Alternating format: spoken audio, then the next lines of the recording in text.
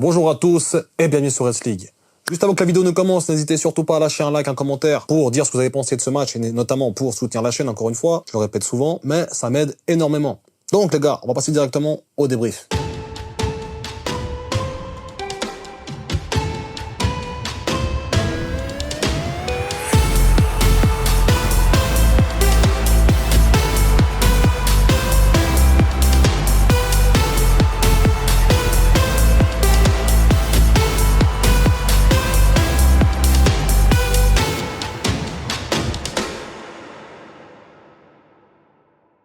Victoire de Liverpool 3-1 contre Southampton.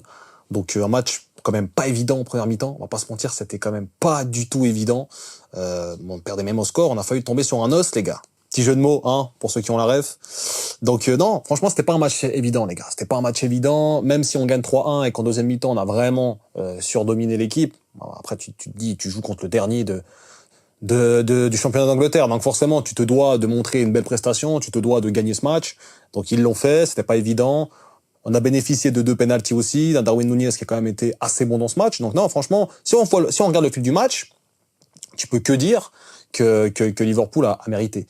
Maintenant, c'est le contenu. Le contenu, c'est ce que je disais avant en live pour ceux qui m'ont suivi. D'ailleurs, n'hésitez pas à venir dans les lives pour parler. Mais voilà, moi, c'est ce que je disais. C'est que dans le contenu, Liverpool, ça fait quand même un petit moment que c'est pas flamboyant. Alors, il y a une domination. Quand on voit contre Southampton, il y a clairement une domination de Liverpool. Maintenant, est-ce que ça vaut vraiment est-ce que ça vaut vraiment le détour, entre guillemets? Parce que quand tu vois l'équipe, tu dis, OK, l'équipe est bonne, l'équipe joue bien, mais il manque ce truc. C'est pas impressionnant sur tous les domaines, en fait. Tout simplement, c'est impressionnant seulement dans la conservation, dans la mentalité, dans cette mentale en fait qui est très solide et cette équipe, cet esprit d'équipe qui est très solide. Mais sinon dans le jeu, voilà, on voit encore aujourd'hui, c'est quand même assez brouillon. On a un Salah, ok, il a marqué un doublé de penalty, 2 très beaux penalty au passage. Mais voilà, ça reste quand même sur penalty, ça reste quand même sur des coups de pied arrêtés et non pas sur dans le jeu. Donc ça fait quand même dans le jeu Salah quelques matchs où ça devient un peu plus compliqué, même si on dit quelques matchs, ça fait surtout le PSG, hein, et aujourd'hui, si on regarde dans le jeu, sinon, il fait son match aussi, quoi. Je veux dire, il est quand même là, il est quand même présent, il pèse quand même. Donc tout le monde, on va dire, est concerné. Il y a quand même 2-3 joueurs où moi j'ai quand même beaucoup de peine, les gars, pour la suite de la saison, on va en parler après. Mais si on fait le fil rouge du match, voilà, première mi-temps compliqué, on était même désespérés, hein, même mes confrères et tous les fans de Liverpool vous diront pas le contraire, hein. À la mi-temps, on parlait, on se disait que c'était pas possible en fait de jouer comme ça. On se projetait un peu sur le match du PSG. C'est quoi comme signal qu'on envoie, à part un signal d'une équipe qui est pas en train de choke, mais qui est en train quand même de déjouer un peu sur ses forces. Donc là, aujourd'hui, on voit quand même que ça a consolidé la victoire. C'est ce qui était extrêmement important et surtout, encore une fois, un but quand même assez salvateur de Darwin Núñez qui vient au bon moment, à la 50e. Quand il faut, quand l'équipe était en train de douter quand même, pouvait commencer à douter, parce qu'après la 50e, souvent, t'arrives à l'heure de jeu, tu commences plus ou moins à douter. Là, on n'a pas eu le temps de douter, et en plus, après ça, tout de suite après, 5 minutes après, tout de suite, penalty.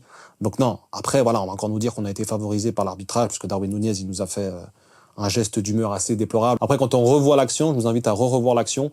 C'est pas extrêmement dangereux, c'est juste le geste qui est pas bon et qui mériterait un carton rouge. Maintenant, l'arbitre l'a pas donné.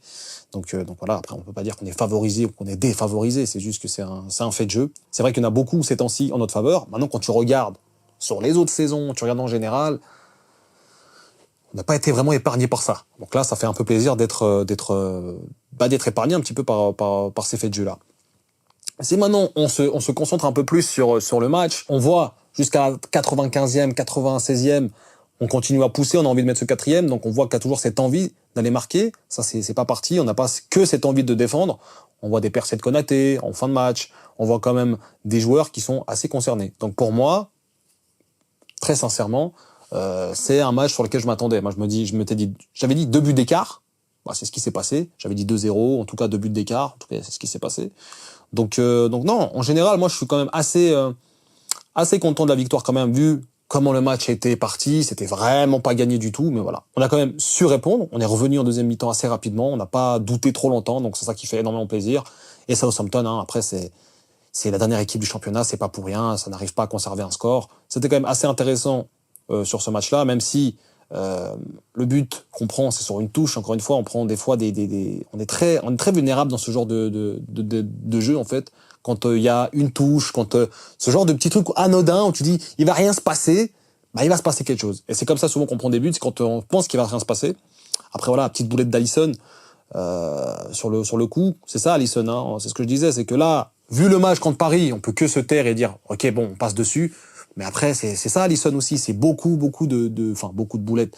C'est quand même beaucoup des fois des approximations qui nous coûtent des buts ou qui peut nous coûter un match. Donc aujourd'hui, ça n'a pas été le cas, mais en tout cas, on a fait un bon match, je trouve, dans nos deuxième mi-temps surtout. Après, en première mi-temps, c'était assez compliqué et même plus que ça, on s'est dit mais comment c'est possible d'être premier de première ligue et de produire ce football-là. Après, on est aussi dans la gestion de la fin de saison. Il y a aussi beaucoup de ça. Il y a aussi une finale, hein, faut pas oublier. Tous ceux qui parlent, il y a une finale contre Newcastle qui va être jouée, donc c'est pas rien.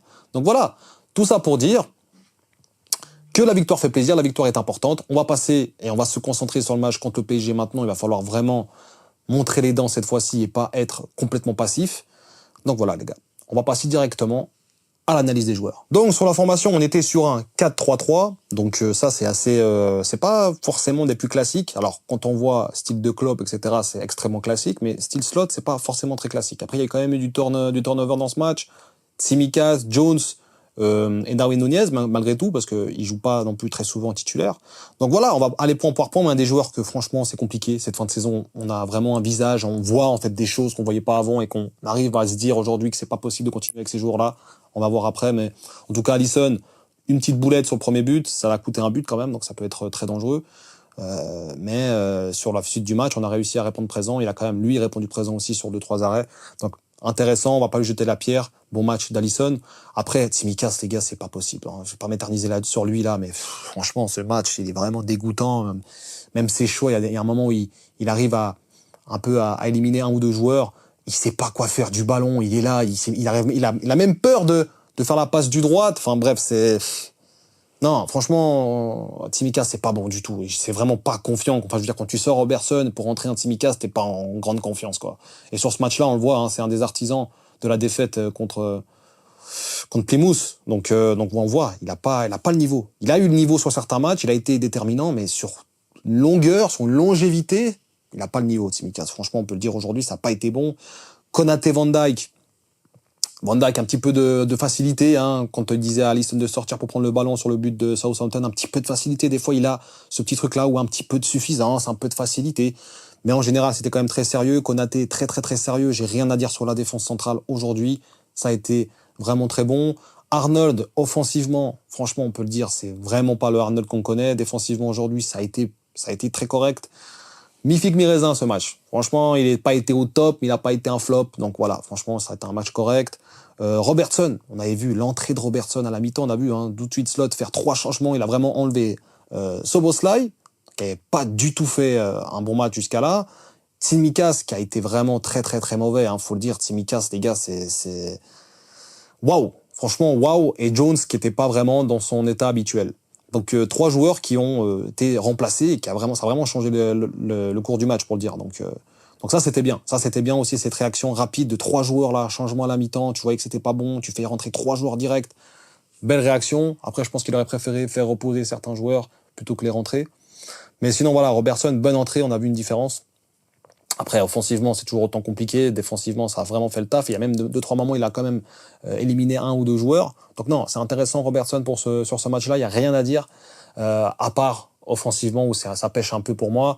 Au milieu de terrain, du coup, on avait Szoboszlai, comme j'ai dit, hein, pas un bon match. Il n'était pas dans le coup aujourd'hui. Même match contre Paris, hein, les gars. À part les efforts, il n'était pas du tout dans le coup. En fait, Szoboszlai, c'est souvent ça. C'est soit il est vraiment dans le coup, mais vraiment, soit il n'est pas du tout dans le coup. Et aujourd'hui, c'était vraiment pas du tout dans le coup. Il était vraiment pas bon. Szoboszlai, malheureusement. Jones, pareil, pas bon. Donc on a vu que l'entrée de McAllister et l'entrée d'Harvey Elliott, elles ont vraiment rapporté un petit souffle à cette équipe en plus. Donc ça fait énormément plaisir. Et puis sinon, au milieu de terrain, on avait notre ami qui est resté, lui, quasiment tout le match, Gravenberch, qui était... Franchement, il a vraiment un manque de jeu offensif.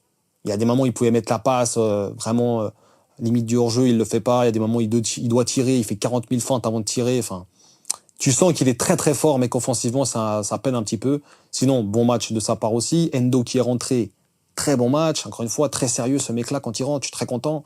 Donc franchement, Endo, il n'y a rien à dire. Hein. Dès qu'il rentre, il est vraiment très pertinent. Sinon, milieu de terrain, voilà, ça a fait le taf. McAllister, il est rentré, très bon match. On a vu une grosse différence. Harvey Elliott qui a beaucoup apporté aussi, beaucoup de danger par son imprévisibilité. Je sais pas si ça se dit, mais je pense. La frappe du droit, là. La frappe du droit qui est déviée, elle part tout droit en lucarne, les gars. Elle est magnifique. Malheureusement, elle est contrée, mais franchement, il est en confiance, ça fait plaisir à Harvey Elliott qui retrouve un peu du temps de jeu. Il le mérite, donc ça, c'est très très bien. Pour Harvey Elliott, après, je pense qu'on a fait le tour de l'attaque. On a vu que Arnold est sorti aussi pour Quensa. Bon, ça n'a rien changé au match, vraiment pour faire tourner, pour consolider un petit peu l'avance qu'on avait. Sinon, en attaque, bah voilà, on avait un Diaz Nunez et un Mohamed Salah, hein, comme d'habitude. Bah Diaz, première mi-temps, vraiment pas bonne, on était en se remettant en question, on s'est dit mais c'est quoi cette première mi-temps de Diaz, sans déconner. On s'est dit mais c'est quoi ce bordel, sans déconner. Pourtant après, bah, il répond présent tout de suite, après la mi-temps, 50e minute, débordement, passe D pour Nunez, et après il est très très virevoltant, il fait vraiment de grosses différences. Il y a des moments où il passe devant 3 joueurs, il arrive à passer son corps devant, c'est toujours un petit peu la dernière passe qui pêchait, mais sinon il était vraiment fort. Donc Diaz, première mi-temps mauvaise, deuxième mi-temps très bonne, donc ça c'est vraiment un 50-50 sur ce match-là. Nunez, pour le coup, qui a vraiment été bon. Alors, première mi-temps aussi, il y a des occasions où, voilà, on connaît le déchet de Nunez, où des fois, il est devant les buts. Bon, il y avait peut-être hors-jeu sur cette occasion-là, où je crois que c'est une passe de Gravenberch, où il arrive, en fait, à la rebondie, et là, et au lieu je sais pas, d'avoir un petit soupçon de génie, bah, il te la met en tribune d'une manière peu académique. Donc non, voilà, c'est Nunez. Après, très important ce but, salvateur, très important, et il nous réveille. Littéralement, on est réveillé après, c'est pas la même équipe, les gars. On voit une autre équipe, on voit un autre match. On n'a pas l'impression d'assister au même match. Et c'est grâce à Darwin Nunez et à ce débordement de Luis Diaz. Donc, pour ça, on peut vraiment leur féliciter et leur dire merci. Sinon, il a été pertinent. Il a aussi provoqué un penalty. Donc voilà, penalty transformé, les deux par Mo Salah. Incroyable, franchement 2 penaltys très très bien tirés, il a pas tremblé, il a su faire le nécessaire, il a su faire le job. Dans le jeu, c'était pas impressionnant, c'était pas le Salah qu'on pouvait connaître, qui était sur tous les ballons, sur toutes les occasions. Là aujourd'hui, c'était un peu plus compliqué, à l'image que contre Paris, à l'image aussi que contre Newcastle, même si on peut dire ah quelle passe incroyable, il fait pas un superbe match. Donc non, Salah est dans une continuité, il continue à marquer, c'est cool. C'est des pénaltys, c'est quand même des buts à mettre pour ceux qui disent que c'est facile. Sortez-moi le nombre de pénaltys loupés à des moments cruciaux. Vous allez en sortir une pétée, les gars. Donc ça, je vous le dis d'avance. Et puis, bah, Sugarawa, les gars, Sugarawa, c'est vraiment le mouton noir de cette équipe de Southampton. Hein. C'est la deuxième fois qu'on joue contre eux. C'est la deuxième fois où c'est lui qui nous donne un penalty à cause d'une main. Donc là, très flagrante, le gars, il contrôle du coude, je sais pas ce qu'il fait. Et au match aller, c'était pareil, un long contrôle du bras comme ça. Donc franchement, merci à Sugarawa aussi pour nous tuer les matchs, en fait, parce qu'il nous un autre avantage. Donc c'est pour dire, c'est une petite histoire, c'est quand même assez rigolo de voir, de voir un joueur que sur les 2 matchs, il fait des 2 mêmes erreurs, mais de manière différente. Donc voilà, en tout cas, victoire méritée. On attend le PSG. Voilà, on attend le PSG à domicile. On va faire aussi des avant-matchs, donc restez branchés, les gars. On va en parler un peu aussi avec des frérots fans de Liverpool. Donc voilà, belle victoire, importante. On consolide notre avance. 16 points d'avance sur Arsenal momentanément. En attendant leur match en retard. Et on va continuer sur cette route-là jusqu'à la fin de saison, je l'espère. Et surtout, il va falloir faire un vrai match contre le PSG. Ça, vraiment, c'est important. Même si maintenant on passe pas, il faut vraiment qu'on fasse un vrai match. On peut pas rester sur une performance d'un niveau autant peu élevé qu'on match aller. C'est pas possible. Donc je pense que là, ils vont se réveiller, j'espère en tout cas. Donc voilà, bon match, on va passer quand même un petit bon samedi et on va préparer ce match-là, j'espère avec sérieux, contre le PSG. Donc voilà les gars, la vidéo arrive à son terme, j'espère qu'elle vous aura plu encore une fois le débrief. N'hésitez pas à lâcher un like, un commentaire pour dire ce que vous avez pensé de la vidéo et du match, et surtout les gars pour dire, vous, si maintenant ce match-là vous donne quelques petits questionnements, quelques petites inquiétudes, par rapport au match contre le PSG, ou pour vous ça ne change rien, n'hésitez pas à le dire en commentaire. Nous on se retrouve très prochainement pour une nouvelle vidéo. D'ici là, prenez soin de vous et surtout n'oubliez pas...